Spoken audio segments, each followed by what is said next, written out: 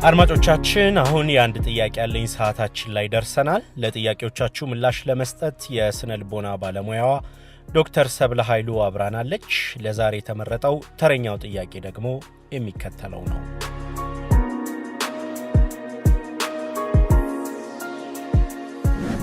እንዳልክና ማህደር እድሜ 32 ነው። የህዝብ አገልግሎት በሚሰጥ የመንግስት ቢሮ ሰራለሁ። ከቅርብ ጊዜ ወዲህ ከ15 ዓመት በፊት አጋጥሞኝ የነበረ የመኪና አደጋን ደጋግሜ በህልሜ በማየት እየተቸገርኩ ነው። አደጋው ተሳፍሬበት የነበረ ሚኒባስ ውስጥ ከኋላ ተቀምጬ ያለው ያጋጠመን ነው። ትንሽ ከበድ ያለ አደጋ ቢሆንም የከፋ ነገር ሳይገጥመኝ አልፏል። ነገር ግን በዚህ ሰሞን ፍሬን ለመያዝ የሚታገል መኪና የሚያሰማው ድምጽ፣ መስታወት ሲሰባበር፣ ተሳፋሪዎች አንዳችን በሌላችን ላይ ተደራርበን ህይወታችንን ለማዳን ስንታገል እንዲህ ባለው አስፈሪ ቅዠት እየተሰቃየው ነው። ከረጅም ጊዜ በኋላ ለምን ሰሞኑን ይሄ ነገር እንደተከሰተ አላውቅም። የሰላም እንቅልፌ እንዴት ይሆን የሚመለስልኝ? በቅዠት የተሰቃየው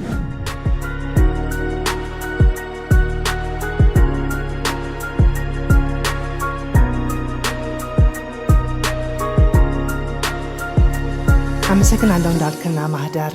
በቅዠት የተሰቃየው አድማጫችን በመጀመሪያ ላመሰግንህ እወዳለሁኝ። ይህ አሁን የደረሰብህን የስሜት መረበሽ በተለይም ደግሞ በእንቅልፍ በኩል እያመጣ ያለ በቅዠት መረበሽ በፊት ከነበረን አደጋ ጋር የተያያዘ ነው ወይ? አሁን ከ15 ዓመት በኋላ የሚመጣ ነገር ምንድን ነው የሚለውን ነገር ለይተህ ለማወቅ በመሞከርህ እና መፍትሄ ለመፈለግ በመነሳትህ ላደንቅህ እወዳለሁ። በመቀጠልም ከአንተ ችግር ጋር አብሮ የተያያዘ በተለይም ከአደጋ በኋላ ሊከሰቱ የሚችሉ ድህረ አደጋ ሰቀቀን ብለን የምንለው በእንግሊዝኛው ፖስት ትራውማቲክ ስትረስ ዲስኦርደር ትንሽ ብናገር ደስ ይለኛል። ድህረ አደጋ ሰቀቀን ወይም ፖስት ትራውማቲክ ስትረስ ዲስኦርደር ብለን የምንለው የአእምሮ እክል ወይም የጤና እክል ነው። ማለትም ሜንታል ሄልት ፕሮብለም ነው ብለን የምንለው በተለይ ከጭንቀት ጋር በተያያዘ የጭንቀት አይነት አንደኛው የጭንቀት ችግሮች ወይም ደግሞ በሽታዎች ብለን ከምንላቸው መካከል አንደኛው ፖስት ትራውማቲክ ስትረስ ዲስኦርደር ብለን የምንለው ነው። በምህጻረ ቃሉ PTSD ብዙ ጊዜ እንጠቀምበታለን ይሄን ምህጻረ ቃል እና ማለት ምንድነው? አደጋ ከተፈጠረ በኋላ እንግዲህ ብዙ ጊዜ ድሮ መጀመሪያ ይሄ ነገር ሲነሳ ከጦርነት ጋር ከሚሊተሪ ጦርነት ጋር በተያያዘ ወይም ደግሞ ከተፈጥሮ አደጋም ይሁን ሰው ሰራሽ አደጋም ይሁን ለምሳሌ እንደ አሁን አንተ እንደነበርክበት እንደ የመኪና አደጋ ጋር በተያያዘ ከዛም ጋር ደግሞ ባሻገር አካላዊ እና ወሲባዊ ጥቃት ጋር በተያያዘ ይሄ ድህረ አደጋ ሰቀቀን ሊፈጠር ይችላል። ብዙ ጊዜ ከነዚህ ችግሮች በኋላ ከነዚህ አደጋዎች በኋላ ባልተጠበቀ ሁኔታ ከኖርን በኋላ እና ይሄ ችግር ከደረሰን በኋላ በአንድ ወር ጊዜ ውስጥ ብዙ በተደጋጋሚ ትውስታዎቹ እየመጡ ሊረብሹ ይችላሉ። ልክ በቃ ጫፍ ላይ እንዳለ ሰው ስሜቱ እንደሚረበሽና ቁጣ እንደሚለው ጭንቀት ማለት እና መረበሽ፣ እንቅልፍ ችግር፣ ያንን ክስተት በማስታወስ መረበሽ የተለመደ ምላሽ ነው። እንግዲህ ሰውነታችን አእምሯችን ለዛ የሚሰጠው ምላሽ ይህን በተደጋጋሚ በትውስታችን በማምጣት አእምሯችን ሊረብሸው ይችላል።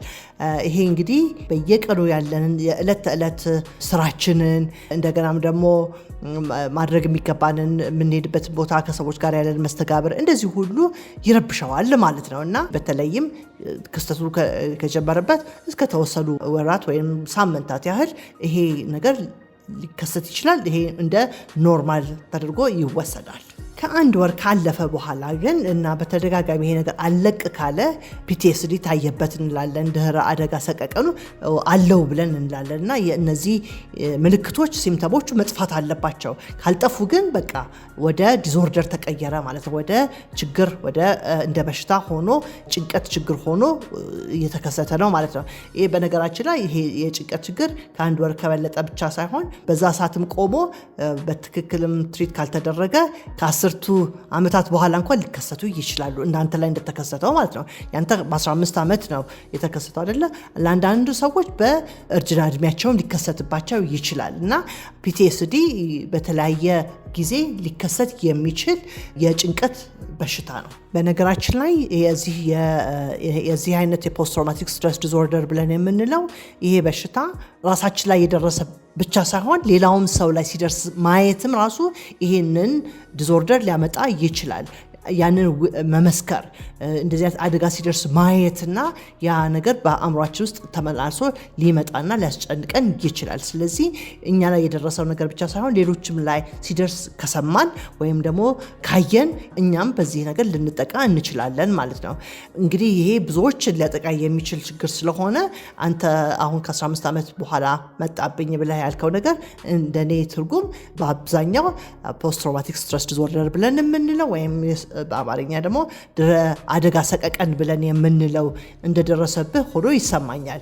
ስለዚህ ይሄ ችግር አሁን ያኔ ባይታይህም ያኔ ወይም ላታስታውሰው ትችላለህ። አሁን ግን ከመጣ በተለያየ ነገሮች ትሪገርድ ሆንክ እንላለን። ምናልባትም አእምሮህ ይህንን ትውስታ ደብቆ ይዞት የነበረው አሁን ግን የተለያዩ ነገሮች ሊያስታውሱት ይችላሉ። ትዝ ይለኛል ተመሳሳይ የሆነ አንተ ከተናገርከው የመኪና አደጋ ጋር አንድ ሰው በ30 ዓመቱ ደርሶበት እንደገና 50ዎቹ መጨረሻ ላይ ልክ ተመሳሳይ የነበረ መብረር ሲያቅተው ከአደጋ ጋር ግን ምንም አያያዝም ብሎ አስቦ ነበርና እኔን ሲያናግረኝ ምናልባትም ያኛው አደጋ የደረሰብህ በፍጥነት ምክንያት አእምሮ የደበቀው አሁን ግን መብረር ስትፈልግ የፍጥነቱ እንደ ችግር ሆኖብህ መጥቶብህ ሊሆናል ይችላል በሚል ከዛ ጋር አንስተን ስንነጋገር ነበር። ማለትም ድህረ አደጋ ሰቀቀን ወዲያው ላይ ከሰት ይችላል ልፈልጌ ነው። ወይም ደግሞ ወዲያው በስሜት በምን መረበሽ ተከስቶ ከዛ በኋላ ደግሞ እንደዚሁ ከብዙ ዓመታት በኋላ ደግሞ በተለየ መልኩ ሊከሰት ይችላል። ስለዚህ ይሄ ችግር መፍትሄ ያለው አሁን አለው። ሕክምና ማግኘት ይችላል አሁን ይችላል። መፍትሄውን ከመናገሬ በፊት ግን ምንድናቸው ምልክቶቹ? የድህረ አደጋ ሰቀቀን ምንድናቸው ምልክቶቹ? የምናሳየው ነገር ምንድነው የሚለው ነገር ልክ የነበረውን ክስተት ለአንዳንድ ሰዎች ክስተቱን ጥፍት ስለሚያደርገው ማስታወስም አይችሉም። አእምሯችን ዝግት ያደርገዋል ያን በጣም አሰቃቂ ስለሚሆንበት ማለት ነው። ለብዙዎች ግን ያንን አደጋ እንደገና እንዲኖሩ እንደገና እንዲያስታውሱት እያንዳንዱ ነገር እየመጣ እንዲረብሻቸው ያደርጋል በትውስታ መልኩ ማለት ነው። ስለዚህ ትውስታው ያመጣ እያንዳንዱን አሁን እንደሆነ ጩኸቱን እንዲሰሙ፣ ፍጥነቱን እንዲያስተውሉት፣ ከዛ ፍርሃቱ፣ የልብ ምታቱ ያንን ትውስታውን በዛ ሰዓት የነበረውን ነገር በሙሉ የነበረውን በቃ አደገኛ የሆነው ሁኔታ ዜናው ምኑ ሁሉ በቃ በትውስታቸው እየመጣ መረበሽ አንደኛው ሪሊቪንግ ዘ ኢቨንት ብለን የምንለው ማለት ነው እንግዲህ። ስለዚህ ያንን እንደገና አሁን እንደሆነ አድርጎ በአእምሯችን መኖር ማለት ነው። አንደኛው ምልክት እሱ ነው።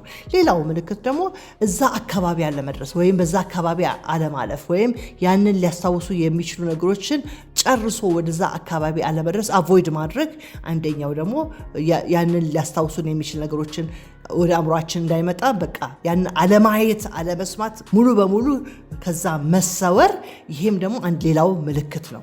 ሌላው ምልክት ደግሞ አሉታዊ ሐሳቦችን በተደጋጋሚ ማሰብ፣ ከበፊቱ በተለየ መልኩ መነጫነጭ፣ የስሜት መረበሾችና ደስተኛ አለመሆን ማለትም በፊት የሚያስደስቱ ነገሮች አሁን አያስደስቱንም፣ የምናስባቸውና ቅድ የምናወጣባቸው ነገሮች፣ ማህበራዊ ነገሮች በሙሉ ከዛ ውስጥ ሁሉ መወገድ፣ ራስን በአሉታዊ ሐሳቦች እንዲናወዝ ማድረግ፣ ይሄም ሌላው የሰቀቀኑ አንደኛው ምልክት ይሆናል። ከዛ በተጨማሪ ደግሞ በቃ ብስጩ መሆን፣ ልክ ጫፍ ላይ እንዳለ ሁሉ እንደተቀመጠ ሁሉ መዝናናት አለመቻል፣ መበሳጨት፣ የመተኛት ችግር፣ ትኩረትን የማጣት ችግር፣ ሁል ጊዜ አደጋውን ብቻ ላይ እንድናውጠነጥን ማድረግ፣ እነዚህም ራሳቸው የዚህ የድህረ አደጋ ሰቀቀን ምልክቶች ናቸው። መፍትሄው ምንድነው የሚለው ነገር ሕክምና ማግኘት አስፈላጊ ነው።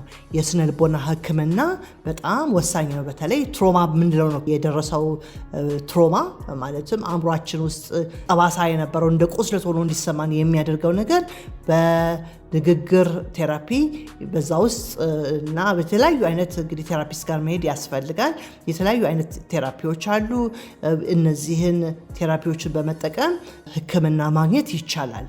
ከዛ በጣም ካለፈ ደግሞ ምናልባትም መድኃኒት ሕክምና ማድረግም ይቻላል።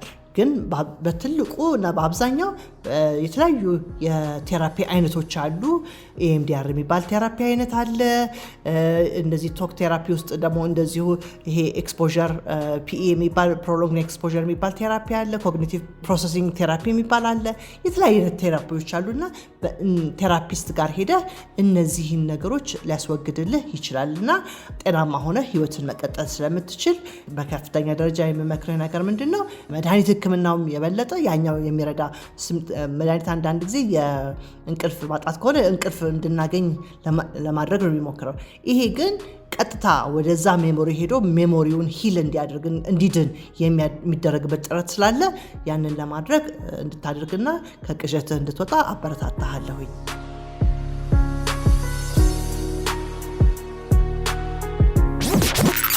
እንዳልክና ማህደር በሸገር